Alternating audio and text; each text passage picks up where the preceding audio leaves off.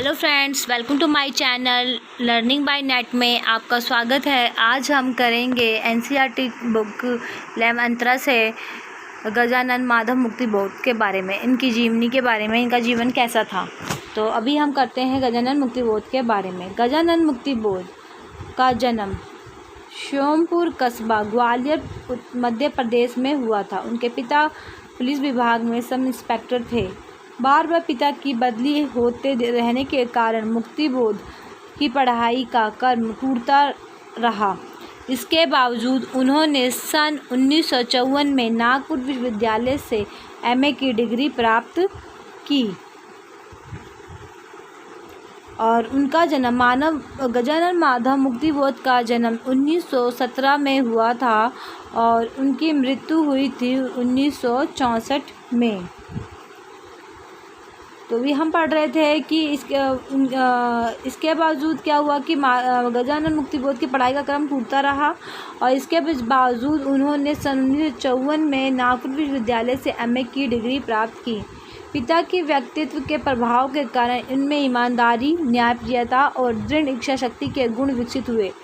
लंबे समय तक नया खून साप्ताहिक संपादन करने के बाद गजानन मुक्ति बोध दिग्विजय महाविश्वविद्यालय राजनांदगांव मध्य प्रदेश में अध्यापन कार्य उन्होंने किया। मुक्ति बोध का पूरा जीवन संघर्षों और विरोधों से भरा था।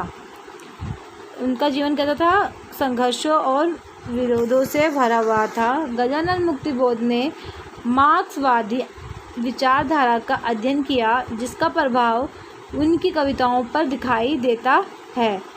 पहली बार उनकी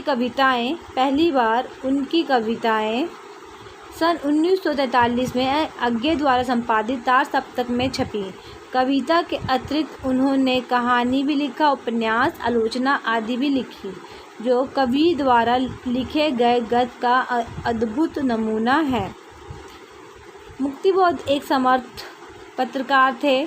उनकी ये विशेषताएं अगली पीढ़ी का रचनात्मक ऊर्जा देती रही हैं। अगली पीढ़ी को कैसे दिया है? उन्होंने रचनात्मक ऊर्जा दिया है। मुक्ति बोध नई कविता के प्रमुख कवि हैं। मुक्ति बोध क्या है? नई कविता के प्रमुख कवि हैं। उनकी संवेदना और ज्ञान का दायरा अत्यंत व्यापक है। गहन विचारशीलता और विशिष्ट भाषा शिल्प के कारण उनकी साहित्य को एक अलग पहचान है। स्वतंत्र भारत के मध्य वर्ग की जिंदगी की विडंबनाओं और विद्रूपताओं का चित्रण उनके साहित्य में है और साथ ही एक बेहतर मानवीय समाज व्यवस्था के निर्माण की आकांक्षा भी। मुक्ति बोध के साहित्य की एक बड़ी विशेषता है आत्मालोचन की प्रवृत्ति। वो एक ऐसे साहित्यकार थे जो आत्मालोचन की प्रवृत्ति उनके अंदर थी। मुक्ति बोध के काव्य संग्रह हैं जो बहुत ही महत्वपूर्ण है और बहुत ही विख्यात हैं। तो इनका है पहला चांद का मुंह टेढ़ा है तथा भूरी भूरी खाक धूल, नए सौंदर्य साहित्य का सौंदर्य, ये इनके काव्य संग्रह हैं। कामायनी एक पुनः विचार, एक साहित्यिक की डायरी आदि उनकी आलोचनात्मक कृतियां हैं। 6 खंडों में प्रकाशित मुक्ति बोध रचनावली में उनकी सारी रचनाएं अब एक साथ उपलब्ध हैं। यहाँ उनकी प्रसिद्ध पुस्तक एक साहित्य की डायरी का एक निबंध प्रस्तुत है। नए की जन्म कुंडली एक में लेखक ने व्यक्ति और समाज के बाहरी तथा आंतरिक परिवर्तन के फलस्वरूप प्राप्त चेतना को नए के संदर्भ में देखने की कोशिश की है। लेखक का मानना है कि सांस्कृतिक, धार्मिक, राजनीतिक और साहित्यिक परिवर्तन के फलस्वरूप प्राप्त यथार्थ की वैज्ञानिक चेतना को ही नया मानना चाहिए। वो क्या बोलते हैं कि धार्मिक, राजनीतिक और साहित्यिक परिवर्तन के फलस्वरूप प्राप्त जो यथार्थ सच्चाई है, जो फलस्वरूप प्राप्त यथार्थ की वैज्ञानिक चेतना को ही उन्होंने नया माना है।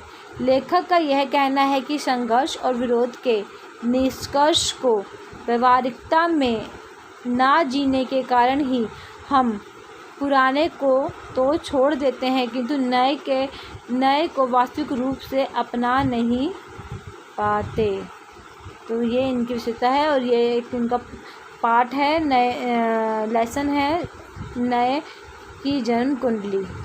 तो इसमें लेखक ने बताया। प्लीज़ आपको मेरा चैनल अच्छा लगा, मेरा पढ़ाया वो अच्छा लगे तो प्लीज़ इसे लाइक एंड सब्सक्राइब करना ना भूलें और शेयर करना ना भूलें, और अगर कुछ कमी हो तो कमेंट करना भी ना भूलें।